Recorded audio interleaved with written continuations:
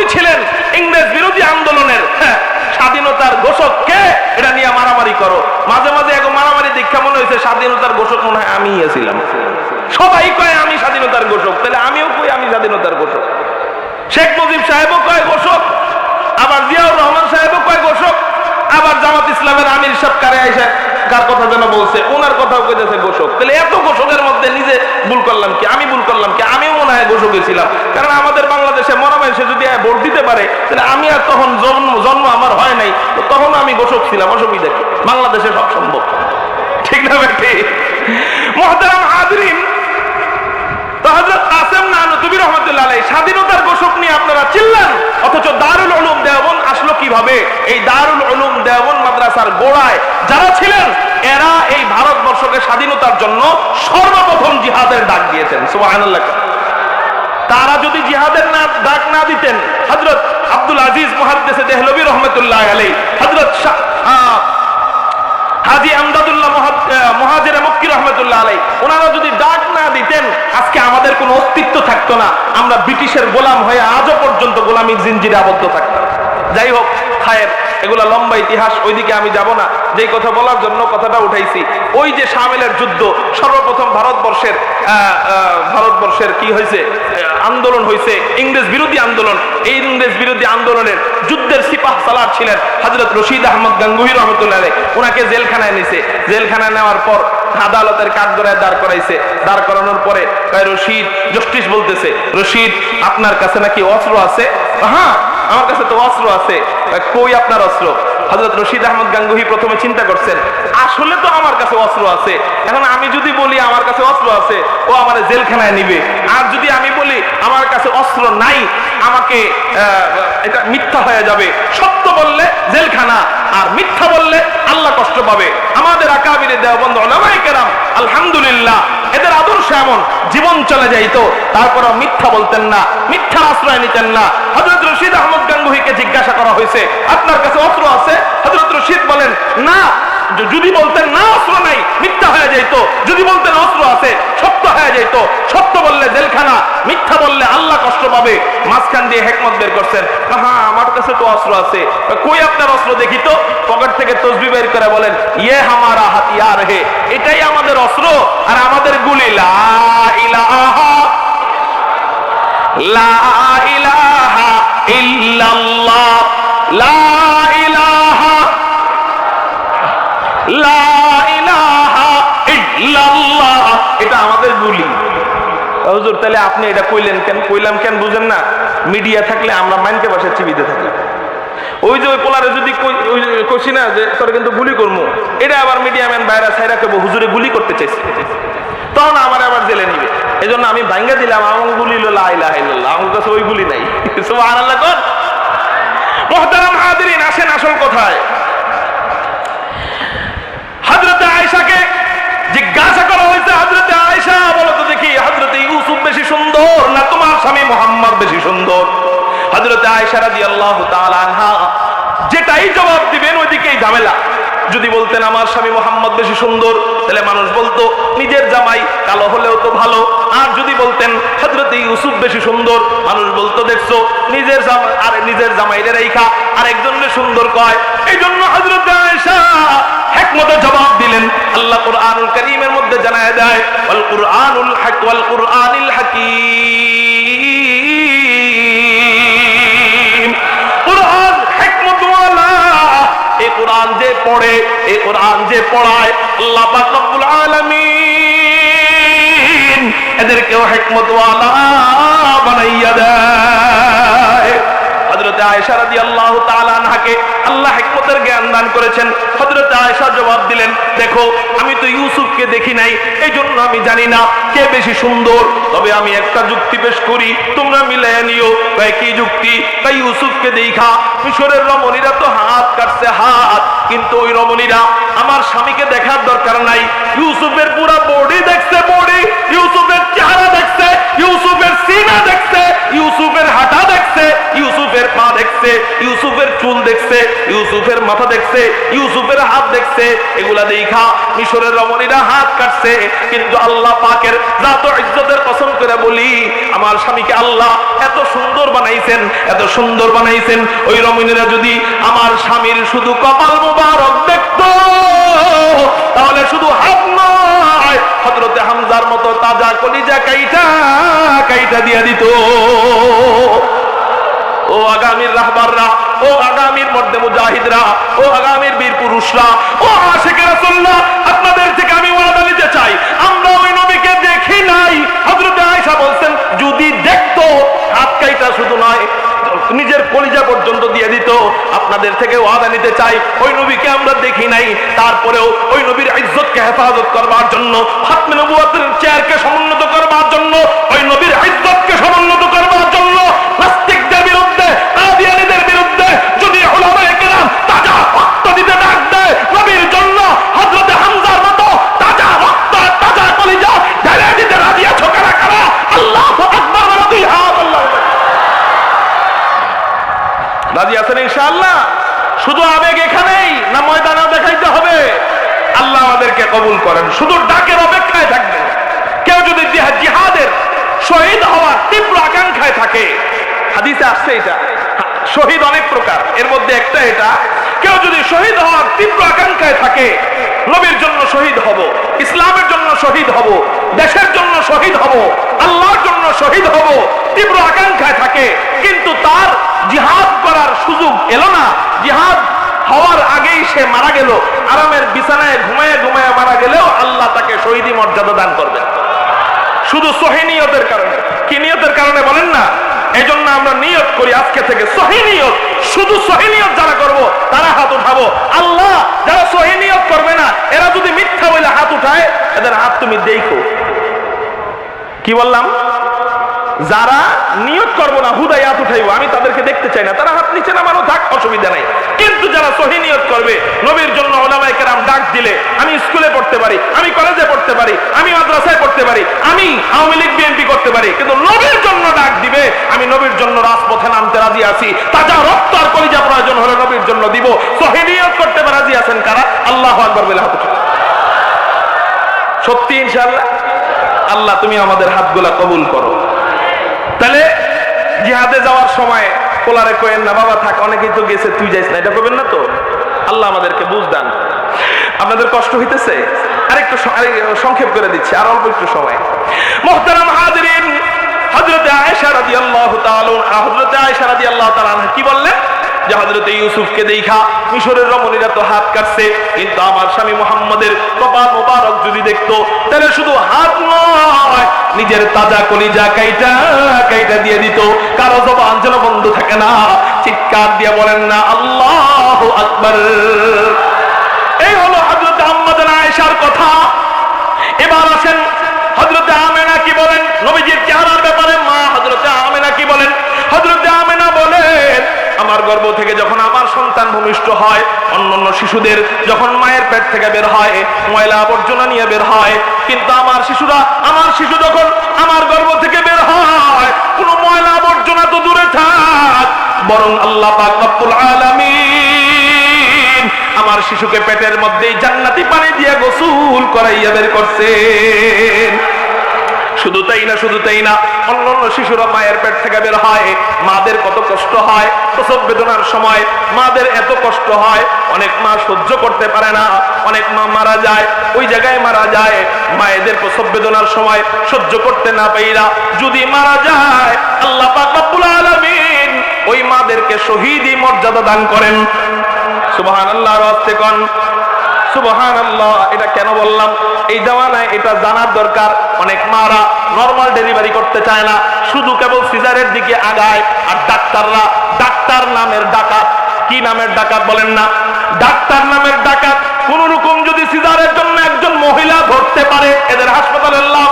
এই জন্য আল্লাহ আমাদের মাদেরকে বুঝ দান করেন যে আমি নরমাল ডেলিভারিতে আমার সন্তানকে চেষ্টা করব, যদি এইভাবে মারাও যায়, আল্লাহ পাক রব্বুল আলামিন আমাকে শহীদি মর্যাদা দান করবেন। আল্লাহ মাদেরকে বুঝ দান করেন বলি আমিন। ওই সময় এত কষ্ট হয়, অনেক মারা যায়। হযরত আমিনা বলেন আমার গর্ভ থেকে আমার সন্তান বের হয়, আমার এতটা আনন্দ লেগেছে, কোনো কষ্ট দূরে থাক, এতটা আরাম আমার লেগেছে, ইতিপূর্বে এতটা আরাম আমি পাই নাই। रहमतुल लिल आलमी खान दश खुदा बंदे करीम, रहमतुल लिल आलमी खान दश खुदा बंदे करीम,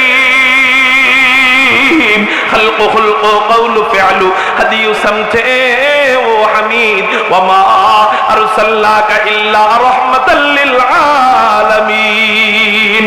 যে নবী ছোট বাচ্চাদের জন্য রহমত, যে নবী কিশোর কিশোরীর জন্য রহমত, যে নবী বালক বালিকার জন্য রহমত, যে নবী পুরুষ আর নারীর জন্য রহমত, যে নবী বুড়া আর বুড়ির জন্য রহমত, যে নবী যুবক আর যুবতীর জন্য রহমত, যে নবী মুসলমান এবং অমুসলিমদের জন্য রহমত, সেই নবী আবার আপন রক্তের মাকে প্রসব বেদনার সময় কেমনে কষ্ট দেয় এটা তো যুক্তিতে ধরে না। হযরতে আমেনা বলেন আমার গর্ভ থেকে আমার সন্তান বের হয়, আমার এতটা আরাম লেগেছে, ইতিপূর্বে এতটা আরাম পাই নাই। অবস্থা কেমন হয়ে গেল? হযরত ইব্রাহিমকে আগুনের মধ্যে ফেলায়, আল্লাহ আগুনে ডাক দেয়, কুল্লা ইয়া নারু কুনি বারদা ওয়া সালামান আলা ইব্রাহিম। আমার না গলা ভাঙা, আপনাদের কি গলা ভাঙানি? চিৎকার দিয়ে বলেন না আল্লাহু আকবার।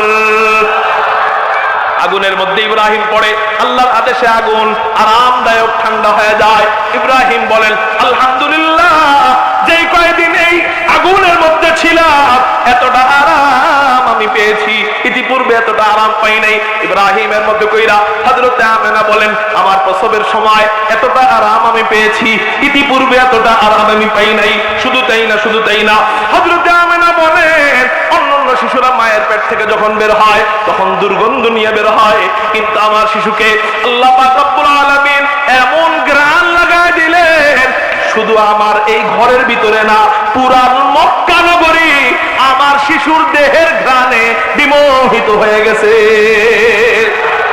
এরপরে হযরতে আমেনা বলেন অন্যান্য শিশুরা যখন মায়ের পেট থেকে বের হয় অন্ধকার জায়গার থেকে অন্ধকার জায়গায় বের হয়, কিন্তু আমার শিশু যখন আমার পেট থেকে বের হয় তখন আমি আমার পেট থেকে এমন এক আলো দেখতে পাইলাম, যে আলোটা বসরা নগরীর দূর দেশের শহর বসরা নগরী, মক্কার বাহিরের বহু দূরের শহর, বসরা নগরীর দূরের শহরের অট্টালিকাগুলা আমি আমার সন্তানের নূরের তাজাল্লিতে দেখতে পাইতেছিলাম। শুধু তাই না, অন্যান্য শিশুরা মায়ের পেট থেকে বের হয় মুসলমানি করতে হয়, কিন্তু আমার শিশুকে কে যেন পেটের মধ্যেই মুসলমানি করাইয়া দেয়। শুধু তাই না, শুধু তাই না, অন্যান্য শিশুরা মায়ের পেট থেকে বের হয় সুজা অবস্থায় বের হয়, কিন্তু আমার শিশুকে আল্লাহ সিজদা অবস্থায় বের করছেন।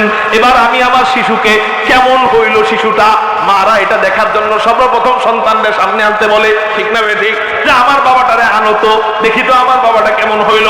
হযরত আমেনা বলেন আমার শিশুকে আমার চোখের সামনে আনার পর আমি কিংকর্তব্য বিমূঢ় হয়ে গেলাম, আমি হতবাক হয়ে গেলাম, এটা কি মানুষ না কোনো ফেরেশতা?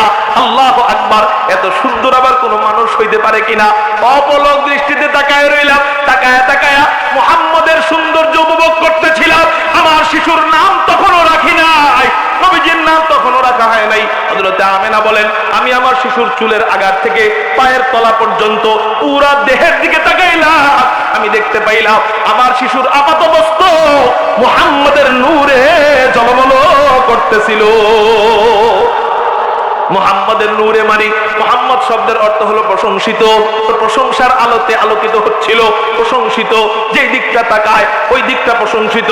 হযরতে আমেনা বলেন আমি আমার শিশুর চেহারার দিক তাকাইলাম, চেহারা মুহাম্মদ, থুতনির দিক তাকাইলাম, থুতনি মুহাম্মদ, ঠোঁটের দিক তাকাইলাম, ঠোঁটটা মুহাম্মদ, নাকের দিকে তাকাইলাম, নাকটা মুহাম্মদ, হাসির দিকে তাকাইলাম, হাসিটা মুহাম্মদ, কান্নার দিক তাকাইলাম, কান্নাটা মুহাম্মদ, চোখের দিকে তাকাইলাম, চোখটা মুহাম্মদ, চাহনির দিক তাকাইলাম, চাহনিটাও মুহাম্মদ, কপালের দিক তাকাইলাম, কপালটাও মুহাম্মদ, মাথার দিক তাকাইলাম, মাথাটাও মুহাম্মদ, চুলের দিক তাকাইলাম, চুলটা মুহাম্মদ, অঙ্গ প্রত্যঙ্গের দিক তাকাইলাম, অঙ্গ প্রত্যঙ্গ মুহাম্মদ, পিঠের দিকে তাকাইলাম, পিঠটাও মুহাম্মদ, কাঁধের দিকে তাকাইলাম, কাঁধটা মুহাম্মদ, এক কথায় সব মুহাম্মদ। হযরতে আমেনা বলেন আল্লাহ এমন কি শিশু তুমি আমাকে দান করলা, যেই শিশুর আপাতমস্তক মুহাম্মদ, এমন দামি শিশু, এমন হাই কোয়ালিটি শিশুর নাম আমি কি রাখতে পারি? আল্লাহ ও আমেনা রে, যেই শিশুর আপাতমস্তক মুহাম্মদ, সেই শিশুর নাম আর মুহাম্মদ রাখবা কেন, আর মুহাম্মদ বাদে রাখবা কেন? যেই শিশুর সব কিছু মুহাম্মদ, এক কাজ করো না, ওর নামটাও রাইখা দাও মুহাম্মদ। লা ইলাহা আবার ইল্লাল্লাহ মে নুকতা নেহি, লা ইলাহা আবার इल्लल्लाह में नुकता नहीं। देखिए क्या रमज है कुदरत के इस पैगाम में, आबेदापा गैर मुमकिन है खुदा की कसम, आबेदापा गैर मुमकिन है खुदा की कसम। एक नुकता के भी गुंजाइश नहीं इस्लाम में। कारो जबान যেন বন্ধ থাকে না, চিৎকার দিয়ে বলেন আল্লাহু আকবার। মুহাম্মদ সাল্লাল্লাহু আলাইহি ওয়াসাল্লামের চেহারার ভিতরেও যেমন কোনো খুঁত নাই, কোনো বিন্দু নাই, আল্লাহ পাক নবীজির নামের ভিতরেও কোনো খুঁত রাখেন নাই। এত চমৎকার একটা নাম চেহারার মতো করে মিলিয়ে রাখছেন, যেই নামের নবীজির যেই চেহারার মতো চেহারা যেমন দুনিয়ার আর কাউকে আল্লাহ দেয় নাই, নবীজির নামের মতো নাম, এত সুন্দর নাম দুনিয়ার আর কাউকে আল্লাহ দেয় নাই। কথা যেহেতু আসলো একটু বইলেই ফেলি। যেমন আমাদের নবীজির নাম মুহাম্মদ, তার পিতার নাম আব্দুল্লাহ, তার পিতার নাম আব্দুল মুত্তালিব, তার পিতার নাম হাশেম, তার পিতার নাম আব্দে মুনাফ, তার পিতার নাম কুসাই, তার পিতার নাম কিলাব, তার পিতার নাম মুররা, তার পিতার নাম লুই, তার পিতার নাম কাব, তার পিতার নাম লুই, তার পিতার নাম গালিব, তার পিতার নাম পেহের, তার পিতার নাম মালিক, তার পিতার নাম নজর, তার পিতার নাম কিনানা, তার পিতার নাম খুজাইমা, তার পিতার নাম মুদরিকা, তার পিতার নাম ইলিয়াস, তার পিতার নাম মুদার, তার পিতার নাম নিজার, তার পিতার নাম মাআদ, তার পিতার নাম আদনান, তার পিতার নাম মুদাদা, তার পিতার নাম মুকব্বিম, তার পিতার নাম নাহুর, তার পিতার নাম তাইরাহা, তার পিতার নাম ইয়ারুব, তার পিতার নাম ইয়াশজুব, তার পিতার নাম নাবিদ, তার পিতার নাম হযরতে ইসমাঈল, তার পিতার নাম আবুনা হযরতে ইব্রাহিম আলাইহিমুস সালাতু ওয়াস সালাম। আর আস্তে কোন আল্লাহু আকবার। আমার সময় বাধা, এই জন্য আমি আর আব্বাজান আদম পর্যন্ত যাইতে পারলাম না। আজকে এতটুকু বললাম। মুহতারাম হাজিরিন, এখান থেকে আমি যেটা বুঝাইতে চাই, আমার নবীর বংশধরের ভিতরে আরো তো কত নবী আছে, এদের নাম এত চমৎকার না। যেমন ইব্রাহিম নাম আছে, এত সুন্দর না। ইসমাইল নাম আছে, এত সুন্দর না। আপনি বলতে পারলেন হুজুর কেমনে সুন্দর না? ইব্রাহিম নাম তো সুন্দর, ইসমাইল নাম তো সুন্দর, নবীজির নাম ওগুলা রাখলেও তো হইতো। আমি বলবো সুন্দর এক জিনিস, পারফেক্ট আরেক জিনিস। সুবহানাল্লাহ। আমার নবীজির নাম আল্লাহ পাক রব্বুল আলামিন সুন্দর বানাইছেন, পারফেক্টও বানাইছেন। কেমনে পারফেক্ট? আল্লাহ, লফজে আল্লাহ লিখতে অক্ষর লাগে 4টা। জোরে কোন কয়টা? রাসূল তোমারে নাম দিলাম মুহাম্মদ, তোমাকে আমি আল্লাহ অক্ষর দিয়া দিলাম 4টা। আল্লাহ লিখতেও 4 অক্ষর, মুহাম্মদ লিখতেও 4 অক্ষর। আল্লাহ এই 4 অক্ষরে আল্লাহ কোনো নুক্তা রাখেন নাই। মুহাম্মদ নামের 4 অক্ষরে আল্লাহ কোনো নুক্তা রাখে নাই। কয়টা মিল পাইলাম বলেন না? 2টা মিল। 3 নাম্বার মিল, আল্লাহ পাক কালেমা বানাইছে লা ইলাহা ইল্লাল্লাহ মুহাম্মাদুর রাসূলুল্লাহ। কালেমার অর্ধেক আল্লাহ, অর্ধেক নবীজির। লা ইলাহা ইল্লাল্লাহ এই অর্ধেক আল্লাহ, এখানে আল্লাহ অক্ষর দিলেন 12টা, বাকি কালেমার অংশ মুহাম্মাদুর রাসূলুল্লাহ। ও রাসূল, এখানে যদি অক্ষর দিই 11টা, তুমি কষ্ট পাইতে পারো, যাও যাও যাও, আমি আল্লাহ এখানেও অক্ষর দিয়া দিলাম 12টা। কয়টা মিল পাওয়া গেল? 3টা। 4 নাম্বার মিল, লা ইলাহা ইল্লাল্লাহ এই 12 অক্ষরের মাঝে কোনো নুক্তা রাখে নাই। মুহাম্মাদুর রাসূলুল্লাহ, আল্লাহ পাক রব্বুল আলামিন নবীজির কালেমার অংশ মুহাম্মাদুর রাসূলুল্লাহর 12 অক্ষরেও কোনো নুক্তা রাখে নাই। মিল পাইলাম 4টা। আপনারা বলতে পারেন হুজুর এই মিল কি অন্যান্য নবীদের সাথে মিলে না? এই মিল 16 লক্ষ পয়গম্বর আর কারোর সাথে মিলে নাই? উত্তর, আল্লাহ পাক রব্বুল আলামিন আর কারোর সাথে এই মিল মিলায় দেয় নাই। একটা মাত্র নামের সাথে মিল পাওয়া যায়, যেমন লা ইলাহা ইল্লাল্লাহ আদম সফিউল্লাহ, মিল নাই, নুক্তা এসে গেছে, অক্ষর কমে গেছে। লা ইলাহা ইল্লাল্লাহ ঈসা রূহুল্লাহ, অক্ষর এসে গেছে লা ইলাহা ইল্লাল্লাহ, মুসা কালিমুল্লাহ অক্ষর এসে গেছে লা ইলাহা ইল্লাল্লাহ, ইব্রাহিম খলিলুল্লাহ অক্ষর এসে গেছে লা ইলাহা ইল্লাল্লাহ, ইসমাঈল যাবিহুল্লাহ অক্ষর এসে গেছে, অক্ষরও বেড়ে গেছে, নোক্তাও এসে গেছে। হুজুর তাহলে কোন নামে হওয়া সব দিক দিয়ে মিল পাওয়া যায়?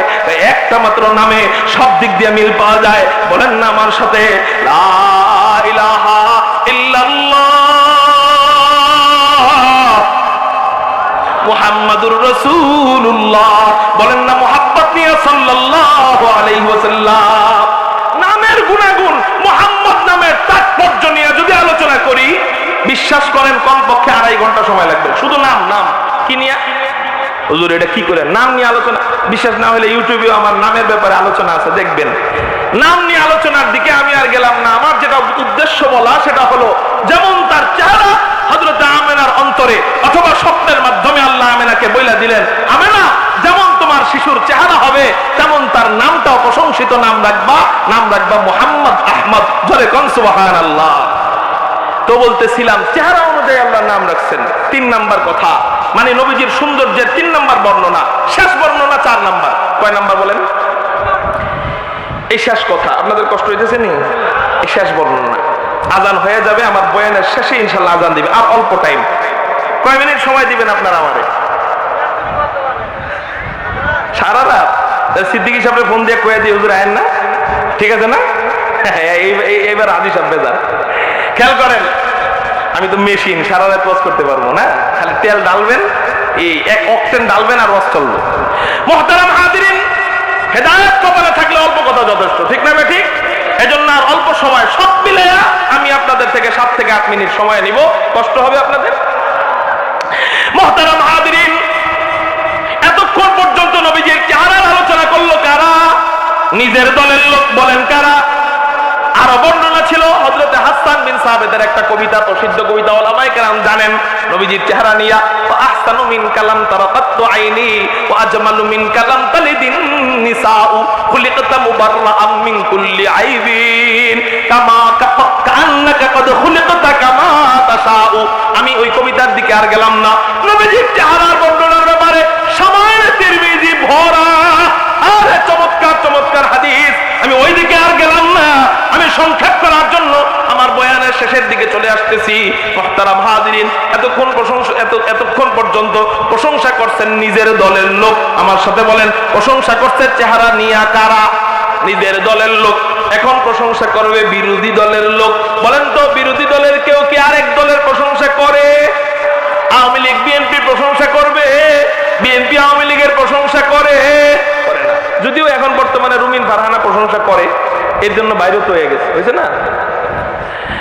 এমনি সাধারণত বিরোধী দলের লোক কখনো আরেক দলের প্রশংসা করে, কিন্তু মজবুত কোনটা বেশি? নিজের দলের লোক প্রশংসা করলে মজবুত বেশি, না বিরোধী দলের কেউ প্রশংসা করলে মজবুত বেশি? হ্যাঁ, আমার নবীর চেহারা নিয়ে কেউ প্রশংসা করছে কিনা আমি বলবো হ্যাঁ।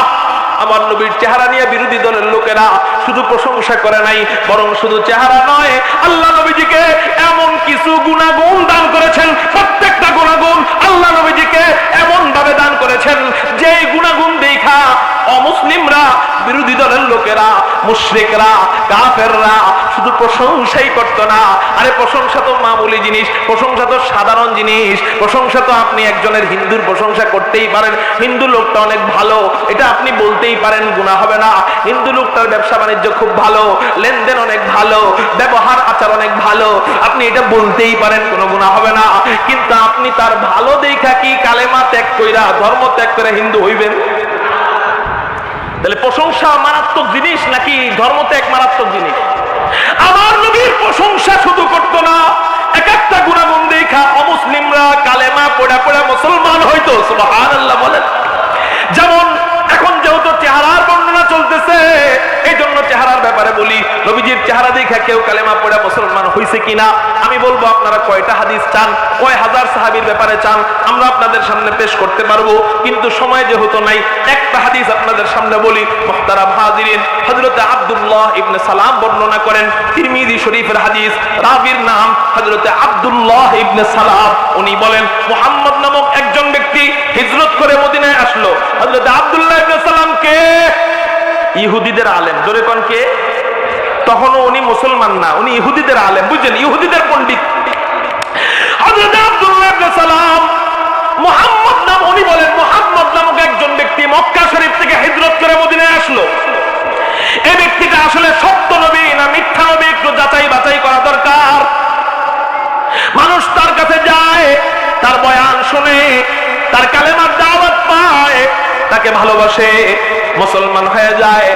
আমারও একটু দেখা দরকার এটা সত্য নবী না মিথ্যা নবী। আচ্ছা, আজানের যদি একটু সুযোগ দেই, আজানের যদি একটু সুযোগ দিই, আজানের পরে উঠা যাইবেন কারা কারা? আল্লাহু আকবার বলে হাত উঠান। আজানের পরে উঠা যাইবেন একজন। আর কেউ আছেন? আর কেউ আছেন? নবীর মোহাব্বতে আজানের পরে একটু সময় থাকবেন কারা? আল্লাহু আকবার বলে হাত উঠান। দেখা যাবে আপনাকে ওয়াদা কতটা মজবুত হয়। দেন, আজান দেন। খালি আছে দেখবো আপনাকে ওয়াদাটা।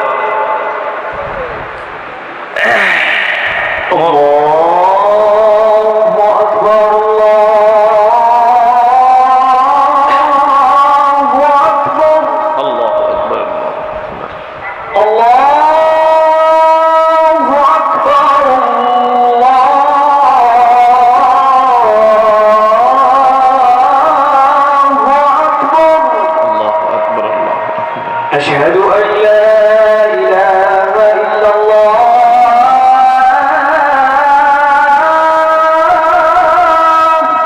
أشهد أن لا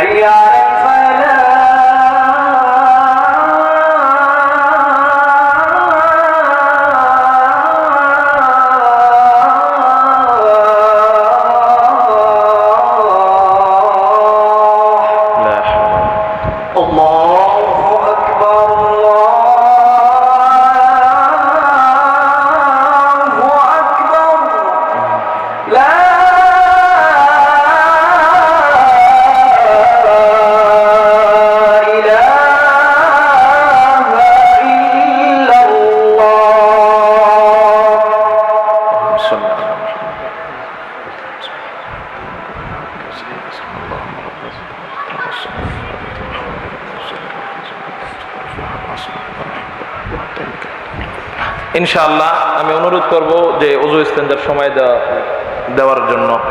বয়ানের পরে আপনাদেরকে সময় দেওয়া হবে ইনশাআল্লাহ। কষ্ট দিলাম তাই না? আর অল্প একটু কথা শেষ না করলে ভালো লাগবে না। আমার কাছে, আপনাদের কাছে ভালো লাগবে কিনা জানি না, আমার কাছে ভালো লাগবে না। খেয়াল করেন, এখন উঠে কে এদিকে এদিকে আমার দিক, সবাই বলেন লা হাওলা ওয়ালা কুওয়াতা ইল্লা বিল্লাহ। সবাই বলেন, সবাই একটু একেবারে বয়ানের শুরুতে যেভাবে বলছেন ওইভাবে চিৎকার দিয়ে আল্লাহু আকবার। মুহতারাম হাজির, হযরত আব্দুল্লাহ ইবনে সালাম ইহুদিদের আলেম। উনি বলেন মুহাম্মদ নামক একজন ব্যক্তি হিজরত করে মদিনায় আসছে, মানুষ তাকে দেখার জন্য ভিড় জমানো আরম্ভ করলো। তো দেখে বয়ান শোনে, ভালো লাগে, দেখে মুসলমান হয়। আব্দুল্লাহ ইবনে সালাম বলেন, আমি যেহেতু ইহুদিদের আলেম, আলেমরা কিন্তু চকচক করলেই সোনা মনে করে না। চকচক করলে কি হয় না? শোনা হয় না। আলেমরা যাচাই বাছাই করে যে এটার ভিতরে আসলে এলেম আছে কিনা, এটার ভিতরে আসলে কিছু আছে কিনা, নাকি খালি কলসি, এটা কি আসলে সত্য ব্যক্তি না মিথ্যা ব্যক্তি, এটা আসলে যাচাই বাছাই করে। এজন্য রাগ করবেন না, বোঝানোর জন্য বলি, আলেম না যারা অনেক সময় এমন হয়ে যায় ল্যাংটারেও পীর কয়, আছে না নাই? আবার গানও বানায়। কি গান? সোলেমান ল্যাংটা, সোলেমান ল্যাংটা।